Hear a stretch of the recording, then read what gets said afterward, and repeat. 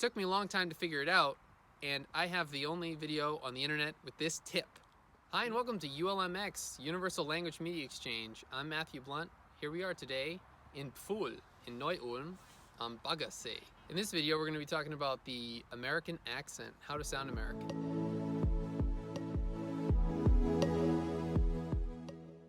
This is a unique video because it's the first of our videos that corresponds to two of our playlists, Englisch für Fortgeschrittene and German for Beginners, because it always helps to understand your own accent if you want to eliminate it, and understanding what makes an American sound American will help you pronounce words properly in English.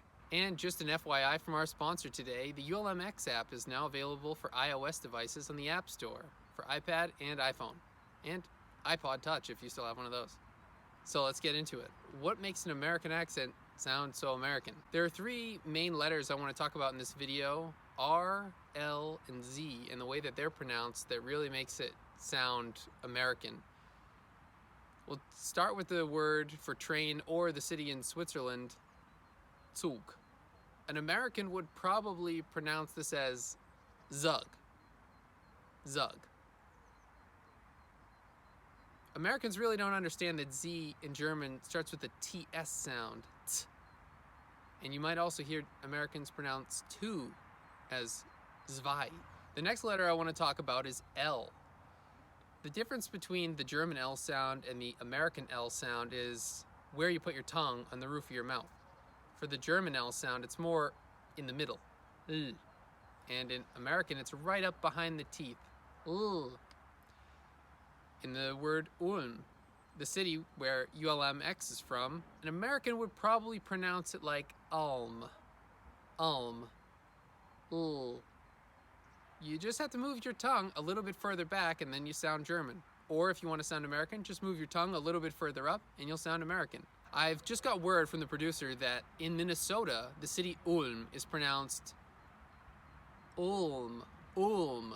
So they do the correct U sound instead of Ulm, but the L is still very strongly American. Ulm, New Ulm, Minnesota. Hope they're not freezing their buns off right now. Another fun fact about the word L, which can help you if you're a German trying to pronounce it like an American, Britney Spears always pronounces L with her tongue sticking out a little bit, like I love you. Ugh. And now on to my favorite letter, R, which is the most difficult and also the most satisfying when you get it right. It actually feels pretty good. At the end of the word, the R kind of makes sort of no sound at all, which a lot of people already do anyway in English. That's not the tricky part. Actually, in the Boston accent, you would probably find the same thing. He hit a homer. Ortiz hits it deep in far to left center field. It's back, and it's very gone!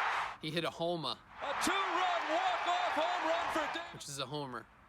But anyway, the R at the end makes like no sound. So the word for drive is fahr, but it ends in an R. At the beginning of a word, it makes a sound that sounds a little bit like that sound from Spanish class with the tip of the tongue, that rolled L, but it's not that. It's in the back of the throat. And Germans are just born with the ability to make this sound in the back of the throat. But it took me a long time to figure it out, and I have the only video on the internet with this tip. You need to push the air up from your diaphragm, and then, relaxing the back of the throat, it just comes out on its own. Richter. Germans start practicing R at a younger age, and therefore can get more of a grasp on it. But for Americans trying to pronounce the German R sound, it's really pretty tricky. It sounds a little bit like the Spanish L sound with the tip of the tongue rolling R, but it's not. It makes the same, what that's called is a trill. When it does that, that's called trilling. But it's in the back of the throat, not at the tip of the tongue. And it makes it really, really difficult to pronounce a word if you try and make the sound with the tip of the tongue, because you're probably going to need the tip of the tongue for something else. Richter. Ausrichten. Perfekt. Oh, it doesn't have an R in it. What have I already said? That was good. I don't even remember. Thanks for watching. This is ULMX, Universal Language Media Exchange. I'm Matthew Blunt, and this video has been proudly sponsored by the ULMX app for iOS, available in the App Store for $2.99.